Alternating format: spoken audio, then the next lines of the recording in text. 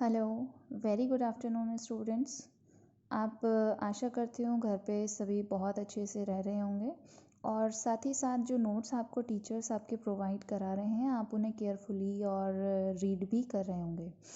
तो आज मैं अपना एक टॉपिक आपके साथ शेयर करना चाह रही हूँ। पहले मैं आपको ये टॉपिक करा चुकी हूँ यूनिट फर्स्ट का, बट ये मोस्ट इम्पॉर्टेंट टॉपिक है और इसी टॉपिक के बेस्ड पर हमारी सारी ही यूनिट्स बेस हैं। तो आज चलिए हम अपना टॉपिक स्टार्ट करते हैं। टॉपिक है हमारा रिसर्च। सबसे पहली चीज़ जब बात आती है रिसर्च की तो दिमाग में एक छोटा सा क्वेश्चन आ जाता है कि रिसर्च होता क्या है। तो रिसर्च क्या है, हमारा एक प्रोसेस है किस चीज़ का, कि हमें हमारी प्रॉब्लम्स के सॉल्यूशंस को फाइंड आउट करना होता है।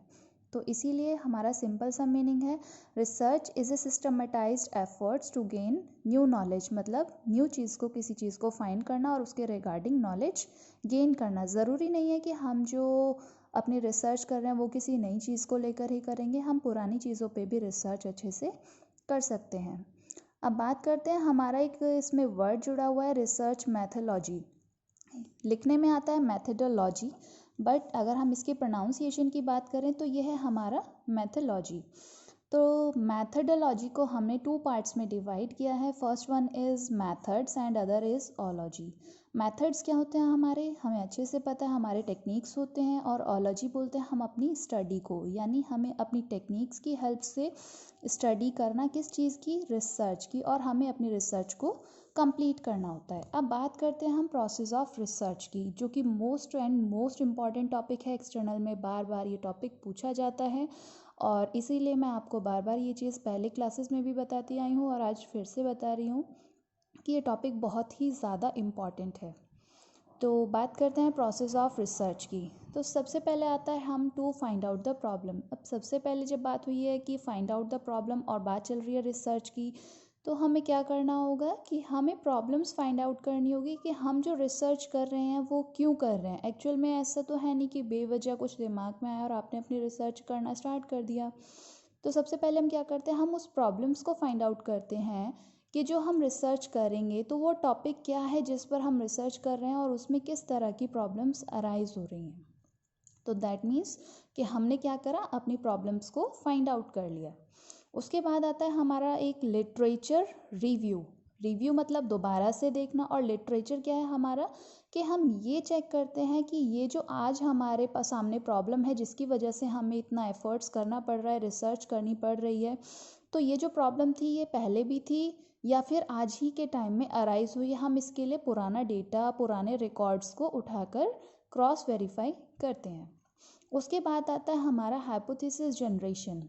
हाइपोथेसिस जनरेशन क्या है, ये एक हमारा इमेजिनेशन प्रोसेस होता है और इसमें हम इसकी हेल्प से Z test, T test, F test और काई स्क्वायर टेस्ट, ये हमारे 4 टेस्ट होते हैं जिसमें हम 1 बाय 1 टेस्ट को अप्लाई करते हैं और ये चेक करते हैं कि हमारी जो रिसर्च चल रही है उसमें क्यों एरर आ रही है और किस तरह की एरर, कितना परसेंट एरर आ रहा है।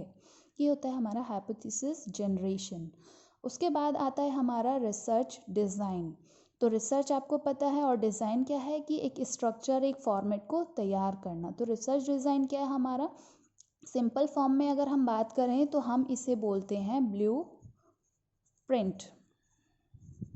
ठीक है, ब्लूप्रिंट बोलें तो रफली एक स्ट्रक्चर तैयार करना, एक फॉर्मेट तैयार करना। क्योंकि जब हम बात कर रहे हैं रिसर्च की तो ऐसा तो है नहीं कि हमारी रिसर्च अगर आज स्टार्ट हुई है तो ये बहुत जल्दी कंप्लीट हो जाएगी। इसे कंप्लीट होने में काफ़ी टाइम भी लग सकता है, और जो चीज़ें आज हमें याद है वो आने वाले टाइम में हमें कब तक याद रहेंगी, इसके लिए हमें एक रिकॉर्ड तैयार करके रखना होता है जिसे हम बोलते हैं research design. It is a plan, structure और ब्लूप्रिंट ऑफ द रिसर्च। ठीक है, उसके बाद आता है हमारा सैम्पल डिज़ाइन। अब जो हमने अपनी रिसर्च को अच्छे से डिज़ाइन किया, एक स्ट्रक्चर तैयार किया है, तो अब हम क्या करेंगे, कुछ सैम्पल्स को हम लेते हैं। अब आगे बढ़ना है, रिसर्च कंप्लीट करनी है, तो उसके लिए हमें कुछ सैम्पल्स को भी सेलेक्ट करना होगा और उसी के बेस पर हम आगे जाके अपनी रिसर्च को कंप्लीट करेंगे।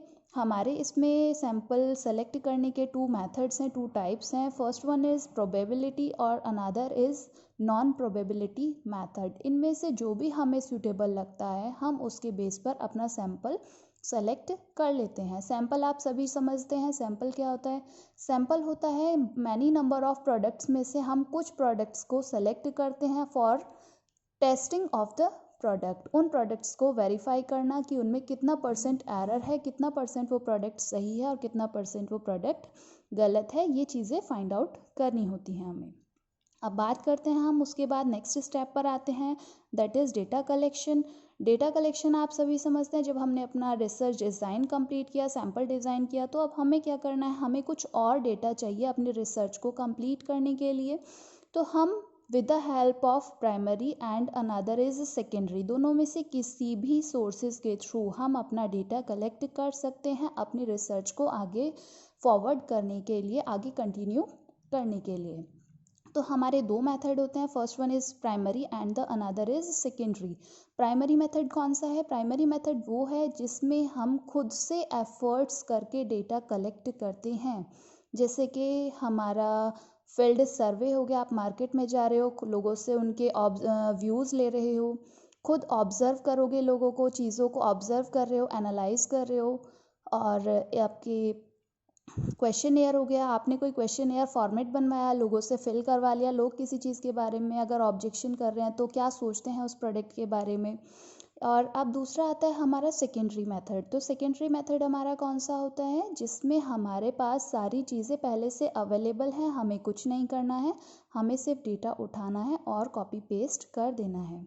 तो हमारे दोनों ही मेथड्स हमारी समझ आ गए हैं। First one is primary and another is secondary. Primary कौन सा है? जो हमें खुद से कलेक्ट करना है, और सेकेंडरी जो मार्केट में पहले से अवेलेबल है। उसके बाद आता है हमारा डेटा एनालिसिस। अब जो भी डेटा हमने कलेक्ट किया है उस डेटा को हमें एनालाइज करना है, उसे रीड करना है, उसे अंडरस्टैंड करना है, और उस डेटा में जो भी करेक्शन करने हैं वो हम इसी वाले स्टेप में करते हैं। तो इसकी हमारे 4 मेथड्स आते हैं। हमारा एक एडिटिंग आता है, कोडिंग, क्लासिफिकेशन और टेबुलेशन। तो एडिटिंग, अगर हमें कुछ लग रहा है हमारा डेटा सही नहीं है तो हम उसमें कट पेस्ट कर सकते हैं। कोडिंग, हम उस डेटा को कोड की फॉर्म में अरेंज कर सकते हैं। क्लासिफिकेशन, हम उसको क्लास इंटरवल की फॉर्म में अरेंज कर सकते हैं। या फिर टेबुलेशन, हम उसको एक टेबल बना के उस डेटा को रिप्रेजेंट अच्छे से कर सकते हैं। और जब हमारा इतना सारा काम हो जाता है उसके बाद फाइनल स्टेप आता है हमारा रिपोर्ट प्रिपरेशन, जो कि हमारा बहुत ज़्यादा ज़रूरी है। जब हमने इतना सारा काम किया है, अपने सीनियर्स को रिप्रेजेंट करना है, तो हम किस तरह से करते हैं? हम उसके लिए एक फाइनली रिपोर्ट प्रिपेयर करते हैं जिसे बोलते हैं रिपोर्ट प्रिपरेशन। इसमें 3 पेजेस मेन आते हैं, first preliminary page, second main text और थर्ड एंड मैटर। यानी हमने जो ऊपर से जितना भी प्रोसेसिंग की है वो हम इन तीनों स्टेप्स में अपना ऐड कर देते हैं। इसी के साथ हमारा अब इसमें आता है, आपने ये देखा होगा इसमें साइड में एक फीडबैक है और एक फीड फॉरवर्ड है। काफ़ी बार स्टूडेंट्स क्या करते हैं, ये फीडबैक एंड फीड फॉरवर्ड नहीं लगाते हैं, और जब तक आप ये फीडबैक और फीड फॉरवर्ड नहीं लगाएंगे तब तक आपका रिसर्च का प्रोसेस कंप्लीट नहीं माना जाएगा और कुछ मार्क्स आपके इस पे कट जाएंगे। तो इसीलिए ये फीडबैक और फीड फॉरवर्ड लगाना ज़रूरी है। फीडबैक का मतलब आप सभी जानते हैं कि फीडबैक आपको देना है, आपने रिपोर्ट बनाई है तो आप उससे आगे जाके फॉरवर्ड करोगे।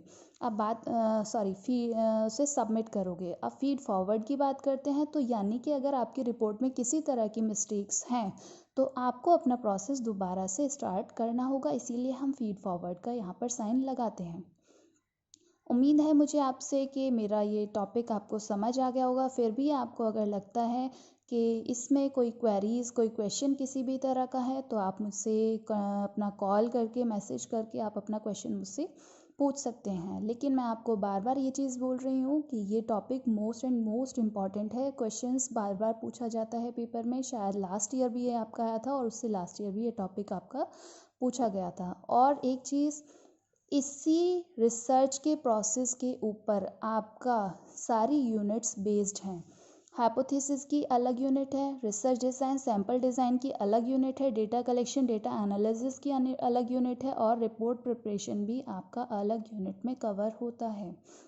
तो इसीलिए मैं आपको ये चीज़ बार बार बोल रही हूँ कि आप इस टॉपिक को बहुत अच्छे से कवर कीजिए, उसे रीड कीजिए। अगर किसी भी तरह की प्रॉब्लम अराइज होती है तो आप मुझसे कभी भी पूछ सकते हैं इसके रिगार्डिंग। नेक्स्ट वीडियो में मैं आपको अदर जो चैप्टर्स हैं, research design, sample design, data collection, data analysis and report preparation, इनकी एक्सप्लेनेशन आगे दूंगी। एंड आशा करती हूँ आपसे कि आप बहुत अच्छे से अपनी इस मैटर को रीड करेंगे। Thank you so much.